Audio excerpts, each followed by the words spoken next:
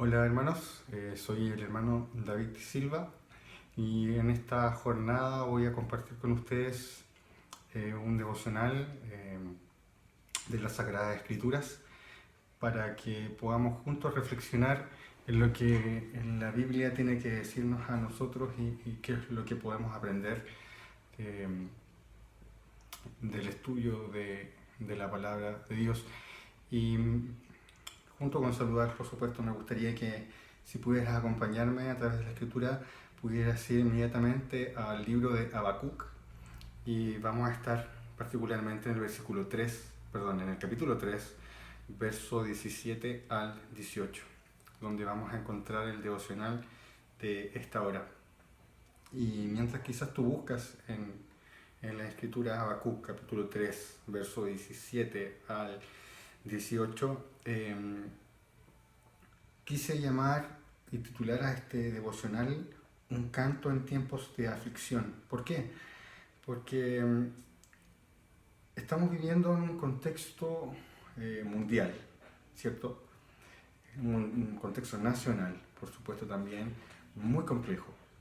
Una situación que quizás nos ha sorprendido de una manera que no estábamos preparados para poder reaccionar frente a esta situación que es particularmente lo que estamos viviendo con el coronavirus, con un descalabro de salud, donde hay miles de personas que ya han fallecido por causa de esta enfermedad y que no solamente ha afectado la salud, sino que es una enfermedad que ha causado un conflicto que incluso toca lo económico. Es una cadena de situaciones que en su complejidad nos hacen reaccionar y decir, wow, esto no es tan sencillo. Mi esposa escribía, no me recuerdo cuándo, unas frases en redes sociales y decía, ¿será que soy la única que se despierta en la mañana y mira y dice, ¿es verdad lo que estamos viviendo? Y muchas personas comentaban y decían, en realidad me siento tan como tú, y muchos de nosotros, muchos de ustedes, puede que se sientan así, como que estuviéramos en un cierto tipo de pesadilla. Y ante esta situación, muchas personas van a intentar buscar respuestas y preguntarse, ¿por qué está sucediendo esto? ¿Por qué estamos viviendo los tiempos que estamos viviendo? Muchas personas han llegado a conclusiones que yo creo que hasta cierto punto son acertadas, como por ejemplo decir que esta enfermedad nos ha enseñado que quizás sentíamos como seres humanos ahora que teníamos control de todo y que de un rato a otro una enfermedad puede mover los cimientos de una sociedad, puede desbaratar todo lo que consideramos como nuestra confianza en lo económico. Aquellos que trabajan independientes, que trabajamos independientes, ha sido algo bien complejo de digerir, ¿no? Y todas estas situaciones nos llevan a un plano en el cual quizás nos sentimos con incertidumbre, nos sentimos eh, acomplejados de cómo va a seguir adelante. Y muchos se preguntan, ¿por qué está sucediendo esto? Y eso me hace llevar a la siguiente ilustración. Hace años atrás leí un libro que es de un autor que se llama Edwin Lutzer. Y él escribió un libro que no me recuerdo bien el título, pero decía ¿por qué Dios permite las catástrofes naturales? Y si bien es cierto, nosotros no estamos viendo una catástrofe natural como un terremoto, un tsunami o algo así, sí estamos quizás en un tipo de catástrofe que nos afecta de una manera que no podemos calcular, que es esta enfermedad que estamos experimentando y que algunos de nuestros hermanos de la iglesia lamentablemente tienen. Y nos preguntamos, ¿por qué sucede esto? Y bueno, yo les comentaba este libro de Bill Lutzer que comienza con la siguiente ilustración. Por allá por el 1500 y algo, hubo un gran terremoto del que se tienen registros en Portugal. Y muchas personas en ese tiempo intentaron encontrar las razones por las cuales Dios permitió este terremoto. Y los católicos dijeron en ese tiempo, bueno, el problema es que la culpa la tienen los protestantes. Los protestantes dividieron la iglesia y por lo tanto ellos son los culpables de que Dios envíe este llamado de atención a través de este terremoto. Los protestantes, por el otro lado, buscando razones, dijeron: Dios ha enviado este terremoto por causa de los católicos. Ellos están llenos de herejías y Dios está juzgando a este país por culpa de los católicos. Pero otro grupo, que no estaba ni de acuerdo con los, desde el punto de vista católico ni protestante, dijeron: Dios está enviando esto porque se ha dado cuenta que nuestro país es un país lleno de pecaminosidad. Nosotros somos los culpables como país de que Dios haya enviado este terremoto y es un juicio de Dios. Y otro grupo de personas decían: no, esto no es un juicio de Dios, Dios no tiene nada que ver con esto, ni los católicos ni los protestantes, esto es causa de la naturaleza, simplemente es así. ¿Y por qué menciono esto? Porque en este tipo de situaciones muchos de nosotros buscamos culpables, o buscamos razones, o preguntamos: Dios, ¿por qué estás permitiendo eso? Y si bien es cierto, como cristianos, apegados a la Escritura, nuestra primera reacción debiese ser: Dios está al control de todo, y es correcto. Pero si somos sinceros con nosotros mismos, siempre vamos a tratar de buscar un culpable, siempre vamos a tratar de buscar una razón. Y yo quiero comenzar de esta manera este devocional llevándote lo siguiente: a través de esta situación mundial y nacional debemos ser capaces de conseguir conclusiones personales. Y si bien es cierto, pueden existir conclusiones o ideas generales, yo quiero que en esta hora tú puedas detenerte y pensar en cómo Dios está tratando a través de esta situación en tu propia vida, en la mía. Cómo podemos sacar nosotros cosas al limpio de esto y de manera personal quizás entender que Dios está hablando a nosotros de alguna forma determinada y quiere decirnos algo. Y en ese sentido me gustaría que tú pudieras ser sincero en tu propio corazón y tratar o intentar de analizar cómo Dios te está hablando y cómo podemos aprender de esta situación que estamos viviendo. Y el texto que les pedí que buscaran es Habacuc, capítulo 3, verso 17 al 18. Lo vamos a leer, dice Habacuc 3, 17 al 18. Aunque la higuera no florezca, ni en las vides haya frutos, aunque falte el producto del olivo, y los labrados no den mantenimiento, y las ovejas sean quitadas de la majada, y no haya vacas en los corrales, con todo yo me alegraré en Jehová, y me gozaré en el Dios de mi salvación. ¿Qué tiene que decirnos a nosotros este pasaje del libro de Habacuc en los tiempos que estamos viviendo?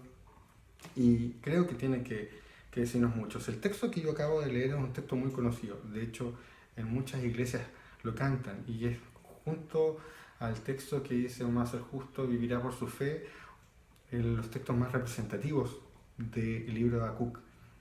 Y quizás para muchos el libro de Habacuc no sea muy familiar, porque es relativamente corto, son solo 3 capítulos, pero tiene mucho que decirnos. Y me gustaría contarte que qué sucede con Habacuc, qué sucede con este profeta y por qué escribe lo que él escribe. Y lo que pasa, oyente, hermano, amigo, es que Habacuc vive es parte de la tribu de Judá, y el reino de Israel se había dividido, ¿verdad? Y él estando en esta tribu de Judá, él observa que en este pueblo, digamos, hay mucha violencia, hay iniquidad, hay hay contienda, hay injusticia en general. Y él le reclama a Dios y le dice: Dios, ¿por qué tú permites que Judá sea como es? Que se desenvuelve de la forma que está haciendo, sabiendo que tú eres un Dios santo. ¿Cómo permites esto? Y entonces Dios le señala a Habacuc, estoy haciendo un resumen, tú puedes leerlo después, le señala a Habacuc que sí, él va a juzgar a Judá, pero va a utilizar un pueblo que son los caldeos, que en rigor son los mismos babilonios. y los va a utilizar para castigar y, y, y de alguna manera hacer entrar en razón a Judá. Pero entonces Habacuc dice, pero Dios, para, y levanta una queja y dice, pero ¿por qué utilizas un pueblo que es pagano para castigar o enseñar a los judíos que quizás son más justos que ellos? Y él no entiende, no logra entender por qué Dios está haciendo lo que está haciendo. Y Dios le vuelve a responder. Pero antes de eso, Habacuc enseña en la Escritura que se detiene a esperar la respuesta de Dios. Y entre paréntesis me gustaría mencionar, lo leía en un comentario, que cuánto nos falta a nosotros como Habacuc quizás de detenernos a esperar respuesta de Dios. Queremos todo muy rápido. Y es bueno reflexionar, y por eso te invito a reflexionar junto a mí en esta hora. Y Habacuc reflexiona y espera respuesta de Dios. Y Dios le vuelve a responder. Y finalmente Dios le dice, ok, esto es lo que voy a hacer, dice Dios. Voy a castigar a los caldeos también, porque ellos son injustos. Y dejaré un remanente que va a sostenerse por fe. Por eso dice que el justo por su fe vivirá, porque va a quedar un remanente en Judá. Y Dios le dice, yo voy a castigar a Judá y voy a castigar a los caldeos. Y entonces Habacuc, luego de escuchar estas respuestas, luego de elevar estas quejas a Dios, él eleva una oración, eleva un canto, y por eso el título de esta devocional, un canto en tiempo de aflicción. ¿Y por qué es importante entender el contexto de lo que está pasando a Habacuc? Que hay cierta similitud de lo que él vivió con lo que nosotros estamos viviendo, porque probablemente no encontremos respuestas. Quizás para nosotros es extraño cómo está sucediendo, por qué estoy enfermo, o por qué es posible que familiares míos se puedan contagiar con esta enfermedad, por qué Dios está probándonos de esta forma a través de nuestra economía, de nuestros propios trabajos. Esto está tan extraño. Y podríamos poner un poco los zapatos de Habacuc. Esto es relativamente extraño. Pero Dios le da la respuesta. Y hay algo que podemos aprender de Habacuc. Habacuc, luego de escuchar la respuesta de Dios, se le eleva esta oración. Y en los últimos versículos señala lo siguiente. Habacuc 3:17. Aunque la higuera no florezca, ni en las vides haya frutos, aunque falte el producto del olivo, y los labrados no den mantenimiento, y las ovejas sean quitadas de la majada, y no haya vacas en los corrales. Versículo 18. Con todo, yo me alegraré en Jehová, y me gozaré en el Dios de mi salvación. Y hermanos, me gustaría mencionar que el contexto mundial que estamos viviendo nos ayuda a observar un problema que generalmente como seres humanos tendemos a cometer. Y aquí quiero mencionar dos aplicaciones que podemos extraer, pueden ser muchas más, pero dos aplicaciones que podemos extraer de estas palabras del versículo 17 y versículo 18 que escribe Habacuc en respuesta a Dios, en la confianza que él deposita en Dios.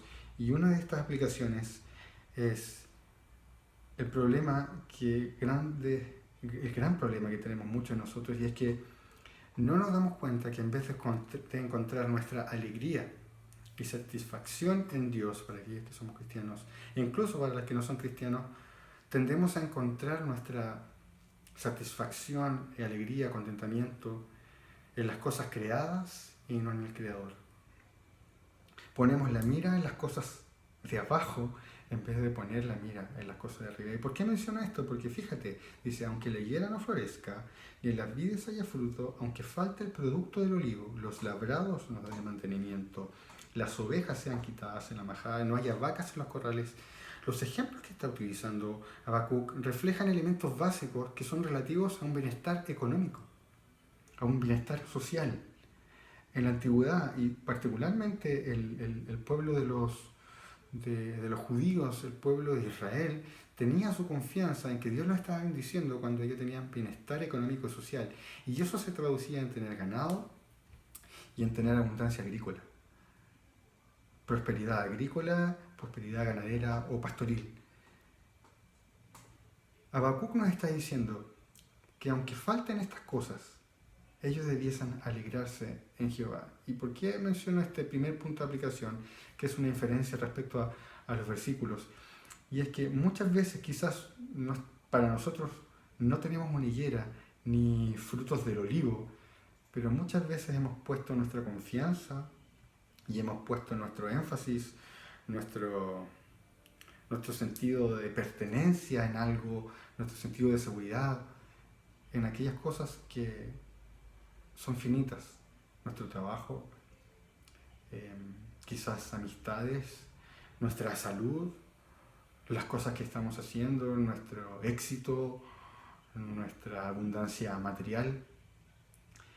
Y los ejemplos que utiliza Habacuc son claramente indicaciones de que muchas veces nosotros cometemos este error de fijarnos demasiado en lo temporal y no en lo celestial.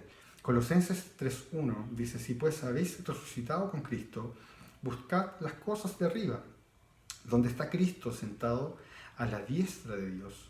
Poned la mira en las cosas de arriba y no en las de la tierra. Y seas creyente o no seas creyente, si hay algo en que todos podemos llegar a la conclusión es que, y muchas veces lo escuché y lo sigo escuchando y tienen toda la razón aquellos pastores que lo mencionan, que una vez que nos muramos no nos vamos a llevar nada. Dicen una historia de que uno de los hombres más ricos pidió que el día que falleciera quería morir con los brazos afuera del ataúd, para que todos vieran que el día que alguien muere no se lleva nada de esta vida. Uno de los problemas que cometemos como cristianos es poner nuestro énfasis y quizás ser demasiado obtusos en mirar el mundo. Y cuando yo hablo de mundo no estoy hablando de una forma quizás vaga. Estoy hablando de conjunto de cosas o situaciones en las cuales nosotros vivimos diariamente, que involucran las cosas materiales, pero también espirituales en el sentido de la forma que tenemos como vivir, la forma en que vivimos, que vive el mundo. Y si tú te das cuenta, estamos viviendo en una sociedad que es muy materialista, que lo mide todo en la cantidad de posiciones que puedes tener, en la cantidad de dinero que tienes, en el reconocimiento que podemos obtener de otras personas. Pues bien, Colosenses nos dice: poned la mira en las cosas de arriba y no en las de la tierra. Y a modo personal me gustaría comentar, yo cuando muy joven era muy crítico con las personas mayores que yo, personas que ya tenían familia, porque sentía que ellos se preocupaban mucho por lo terrenal. ¿En qué sentido? Un mejor auto para la familia, una mejor casa o tener mejores recursos para sostenerlo. Y para mí, yo mirando de afuera decía, eso no nos debiese preocupar, no debiésemos ser tan mundanos, no debiésemos ser tan terrenales como para fijarnos en eso. Pero una vez que me casé, me di cuenta de que como padre de familia, quiero lo mejor para mi familia, quiero que ellos se sientan bien, quiero darles una buena vida. Y con esto no estoy diciendo que sea mal, hermanos, o querido oyente, que quizás busquemos una mejor situación para nuestra familia. En una de esas el auto se está quedando chico, estoy diciendo un ejemplo. Pero el punto es que no son malas esas cosas en sí.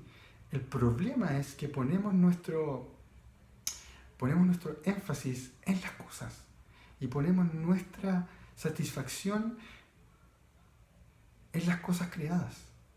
Y ese, hermano, ese es el gran problema que tenemos. No estoy diciendo con esto que no puedas renovar tu auto, o quizás te puedas cambiar a una casa más grande, o no compres un lindo cuadro para ordenar tu casa, o si necesitas un refrigerador nuevo, no lo compres. No, estoy diciendo que el énfasis de nuestro corazón y de nuestra visión debe ser que somos pasajeros en esta vida, y que si bien es cierto, podemos hacer uso de estas cosas, nuestra mente debe estar en el cielo, pero es difícil. Es difícil porque cuando te agarra la rueda de la vida, es casi inconsciente que caemos en este juego. Y creo que una de las reflexiones que podemos obtener es que, aunque nos falten estas cosas, Dios, a través de esta situación mundial que estamos viviendo, nos está llamando a entender que a lo mejor estamos equivocados hacia dónde estábamos apuntando. Porque si apuntamos hacia arriba, lo vamos a estar haciendo de la manera que Dios desea. No por un capricho de Él, no porque no quiera que podamos quizás tener un bienestar económico, sino porque Él sabe que solamente Él puede ser el que nos ayude a tener nuestro corazón satisfecho. Y esa es una de las razones o aplicaciones que podemos obtener. Pero hay una segunda aplicación y quizás es la más profunda y más evidente en el texto. Y la segunda aplicación que me gustaría hacer es preguntar, ¿por qué adoras a Dios? ¿Por qué adoramos a Dios? ¿Por qué se supone que amamos a Dios? Y la Escritura, vamos a leer constantemente el pasaje, dice, aunque la higuera no florezcan y las vides haya frutos, nos saltamos un poco más adelante, dice, y las ovejas sean quitadas de la majada y no haya vacas en los corrales. Con todo, dice Habacuc, yo me alegraré en Jehová y me gozaré en el Dios de mi salvación. Y sabes que es bien importante entender esto porque para las culturas antiguas, tener bienestar y abundancia agrícola y ganadera, que era una de las formas en las cuales tú podías medir tu prosperidad, significaba que los dioses estaban a favor tuyo. O que quizás estabas haciendo las cosas bien, o que habías rendido culto como merecían los dioses y los dioses estaban prosperando. Pero el pueblo de Israel también veía hasta cierto punto una bendición de Dios cuando ellos tenían abundancia agrícola y ganadera.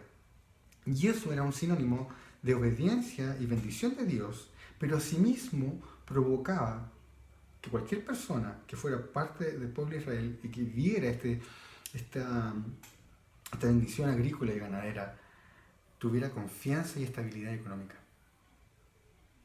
Tienes ganado, tienes dinero. Tienes alimento para tus animales, tienes dinero. Pero en esta oración y en estas palabras finales, Habacuc nos está señalando un punto súper importante.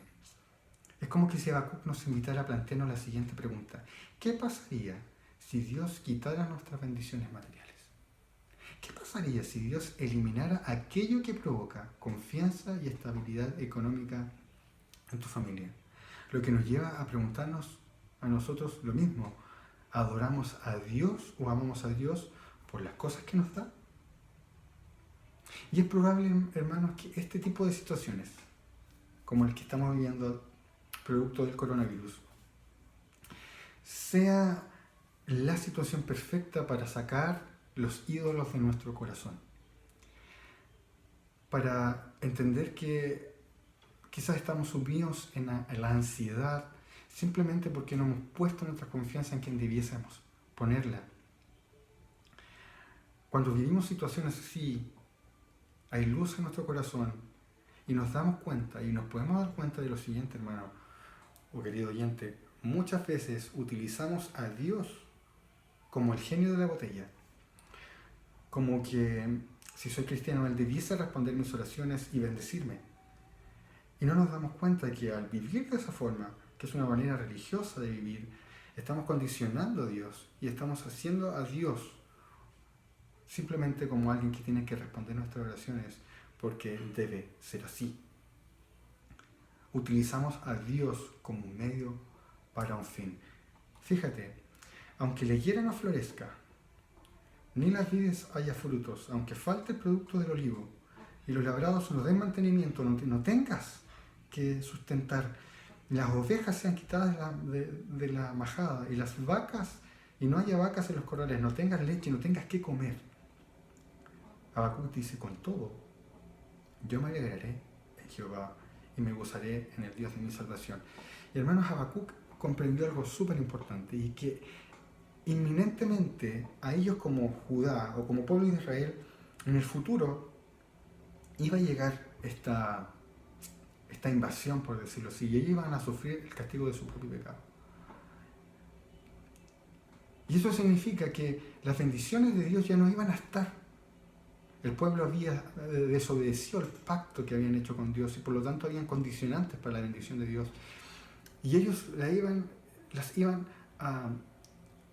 a perder. Ellos no iban a tener esta confianza económica. Ellos no iban a tener absolutamente nada que les diera confianza y estabilidad, incluso emocional. Y aún sabiendo Habacuc que eso va a suceder en el futuro, en el panorama que vemos, Habacuc nos enseña que aun cuando falten estas cosas o estabilidades sociales, económicas, incluso de la salud, nuestra real fuente de confianza no deben ser las bendiciones de Dios. Nuestra real confianza no debe estar en lo que Dios nos da, sino en Dios mismo. Esa debe ser una reflexión muy importante que podemos extraer, porque nuestro religioso corazón intenta chantajear a Dios. Es que de tal manera que inconscientemente quizás obedecemos a Dios porque debiésemos recibir la bendición de vuelta. Y lo que Habacuc me está diciendo es que nosotros somos pecadores. Constantemente rompemos el pacto que tenemos con Dios. Y si es por eso no debiésemos tener ninguna bendición material. Pero sabiendo que eso va a suceder en el futuro, Habacuc nos dice, la satisfacción, la confianza en Dios no debe estar en Él porque Él nos da cosas. Debe estar en Él porque simplemente Él es Dios. Y no hay nada más valioso que Él en nuestra vida. Muchas personas que tienen mucho dinero son las que realmente nos pueden decir, hey, los bienes materiales no son suficientes. Hace poco veía una película de una persona que estaba jubilada y que volvía a trabajar. Y en esta película él era viudo. Y entonces él cuenta de que va a volver a trabajar y le gusta viajar, le gusta hacer muchas cosas, pero dice que cuando llegaba a casa sentía un vacío en su corazón. Y muchas veces nosotros, como decía anteriormente, llenamos nuestro corazón, nuestro vacío con las cosas materiales y tendemos a utilizar a Dios de una forma en la cual Él nos debiese bendecir, porque es así. Y no. Habacuc nos está diciendo, aunque falten todas estas cosas, nuestra confianza debe estar en Él. Debemos amar a Dios simplemente porque Él es lo más preciado que podemos tener. Mira, analiza tus oraciones, analicemos nuestras oraciones. ¿No se supone que oramos a Dios como si Él se hubiese equivocado por las situaciones que estamos viviendo? Es como que Dios debiese disculparse. Hermano, querido oyente, si hemos entendido que hay reflexiones personales que sacamos de esta situación que estamos viviendo, probablemente una de ellas sea que estamos viviendo, obedeciendo a Dios por un chantaje. Él nos bendice, adoramos a Dios y no debe ser así. Pero que me gustaría utilizar una ilustración que es cierta para no demostrar, pero quizás aplicar de una manera más profunda a nuestro corazón esta realidad. En una iglesia había una hermana que cuidaba a su nieto y esta hermana cuidó a su nieto por mucho tiempo y era como su tesoro, ¿sí? Pero por casualidad de la vida una situación llevó a que esta abuela perdiera la custodia del niño. Y ella oró mucho a Dios y le pidió a la iglesia que oraran para que su nieto no se alejara de ella, que ella siguiera con la custodia de su nieto. Pues bien, pasó el tiempo y ella con oración ferviente oró a Dios que no le quitara a su nieto. Pues ¿sabe lo que sucedió? El nieto se tuvo que ir y ella perdió la custodia. Y cuando eso sucedió, ella renegó de Dios y se fue de la iglesia. ¿Qué quiero decir con esto, oyente, hermano? Este tipo de situaciones en las cuales nosotros quizás sentimos que vamos a perder cosas, incluso muchas personas que a lo mejor nos están escuchando van a perder su fuente de ingreso. Muchas de las personas que están escuchando, hermanos, van a ser aquejados en su salud. ¿Pero vamos a seguir amando a Dios a pesar de eso?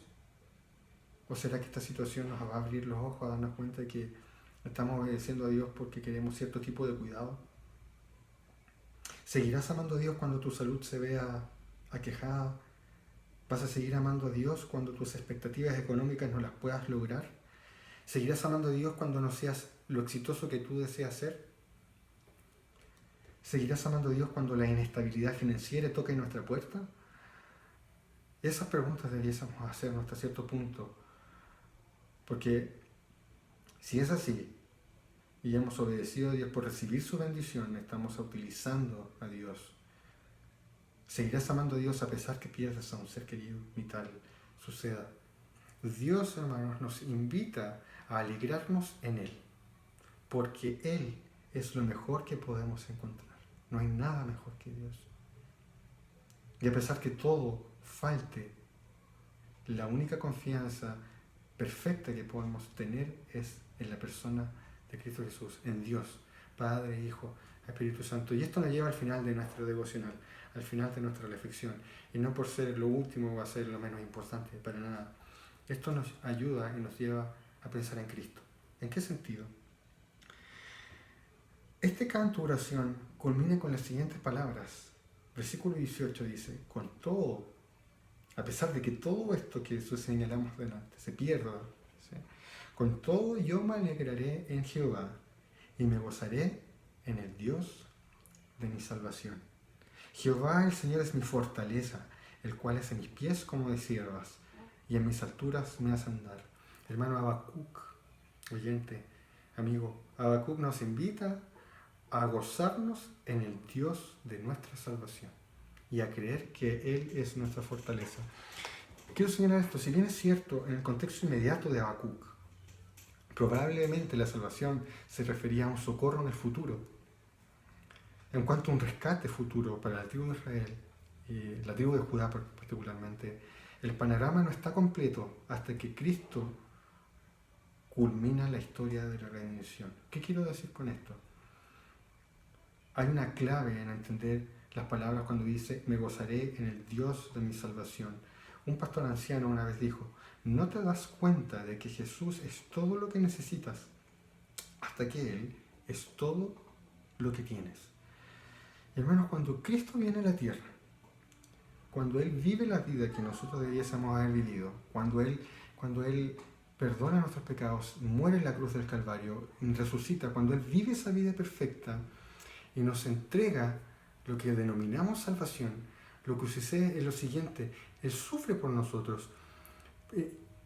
Y si nosotros recordamos cuando Cristo muere en la cruz, hay algo que sucede, el velo del templo se raja por la mitad. Hermanos, cuando Cristo viene a perdonar nuestros pecados y el Evangelio de la gracia del Señor es abierto a nosotros, Dios en la persona de Jesucristo nos regala algo, nos da algo muy valioso, que es lo más valioso que el hombre puede tener. La Escritura dice en Juan 17:3, y esta es la vida eterna, que te conozcan a ti, el único Dios verdadero, y a Jesucristo a quien has enviado. Y hermanos, cuando Dios nos salva, no nos salva simplemente para librarnos del infierno, y eso es cierto, nos libra del infierno. Dios nos salva para que tengamos una relación en amor con Él. Una relación de amor con Dios. ¿Y por qué digo estas palabras? Porque cuando Habacuc dice, me gozaré en el Dios de mi salvación, está diciendo que su alegría plena no la encuentra en las cosas pasajeras, no la encuentra en las bendiciones de Dios. El gozo real, la satisfacción plena, la encuentra en el Dios de la salvación, o sea, en el Dios que trae socorro. Y en nuestras propias vidas, cuando entendemos que estamos lejos de Dios por nuestro pecado, o hemos estado lejos de Dios por nuestro pecado, entendemos que cuando Cristo nos viene a salvar en su Evangelio, nos trae vida, pero es la vida de Dios, no cualquier vida. El Evangelio nos abre la puerta a experimentar a Dios mismo y poder compartir una comunión íntima con Él que no pudiésemos compartir con nadie más. ¿En qué se puede comparar la salvación de Dios respecto al mundo pasajero? Habacuc lo tenía muy claro, su gozo está en la salvación del Señor. ¿Sabes que esto es muy importante? Porque Habacuc utiliza un lenguaje poético muy significativo. Esta es una oración. Incluso los comentarios antiguos dicen que esto era una canción. Las palabras poéticas que utiliza son muy significativas. Dice, con todo yo me alegraré, Jehová, y me gozaré en el Dios de mi salvación. Cuando él utiliza la palabra gozar, lo que está diciendo es que es como que alguien gira y salta y grita por una influencia de una emoción violenta. O sea, una emoción que tú no puedes controlar. Algo te movió, es cuando escuchamos una buena noticia. Es cuando estábamos tan angustiados por algo que escuchamos esa buena noticia y queremos saltar. Queremos movernos porque estamos tan contentos. Bueno, las buenas noticias de la salvación de Dios es que Él nos libra de nuestra propia bancarrota espiritual.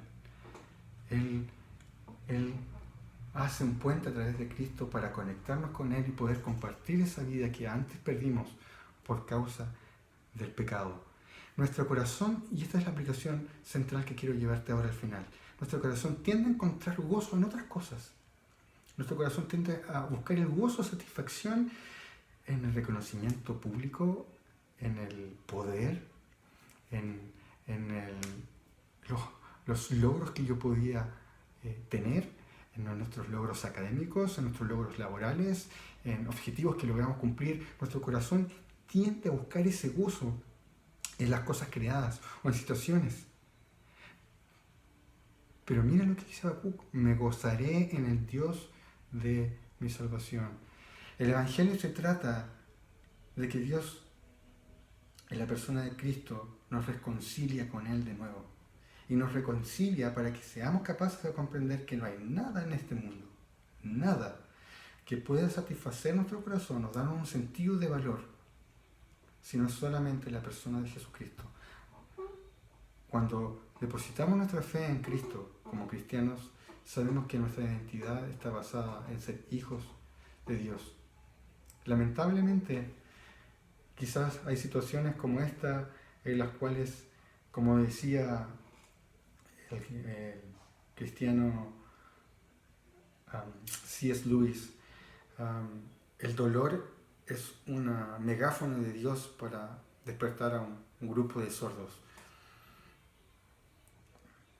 Quizás esta situación nos lleva a entender que nuestra salvación la hemos buscado, que nuestra realización la hemos buscado en cosas, en situaciones. Solo Dios puede llenar nuestro corazón. Lo que Habacuc nos dice es que todo me puede faltar, pero mi gozo y plena satisfacción solo la puedo encontrar en Dios. Hermanos, Cristo experimentó la soledad y el quebranto para que nosotros nos gozáramos en el Dios de nuestra salvación. Y espero que a través de estas reflexiones, a través de este devocional, podamos pensar en cómo Dios habla en nuestras vidas, cómo podemos aplicar a nuestras propias vidas el Evangelio de la Gracia, sabiendo que solamente Dios es la plena satisfacción que podamos tener. Y quiero animarte, hermano, quiero animarte de que si estás en una situación compleja o vas a vivir una situación compleja en el futuro, busquemos nuestra fortaleza en Dios. ¿Sabes? Hay algo bien simpático. Cuando dice que haga mis pies como de sierva, en el versículo 19, Jehová el Señor es mi fortaleza, el cual hace mis pies como de siervas y en mis alturas me hace andar. Los comentaristas señalan que se está refiriendo a estos siervos que caminan en los bordes de riscos. Y ellos no se caen. Es increíble cómo caminan. Y lo que quiere ilustrar la palabra es que nosotros debiésemos hacer así, pero no por nuestra habilidad de no caernos, sino porque nuestra confianza está puesta en el Dios que nos salva. Cristo experimentó la soledad y el quebranto para que nosotros nos gozáramos en el Dios de nuestra salvación y pusiéramos nuestra confianza en Él. Y espero, hermano, que puedas reflexionar en esto, en cómo Dios habla en nuestras vidas a través de su palabra. Y para terminar, quisiera finalizar con las palabras de un cristiano que dijo lo siguiente: nos hiciste, Señor, para ti, y nuestro corazón está inquieto hasta que descanse en ti. Que podamos reflexionar en esta hora en la palabra de Dios. Un saludo para todos y que Dios los bendiga.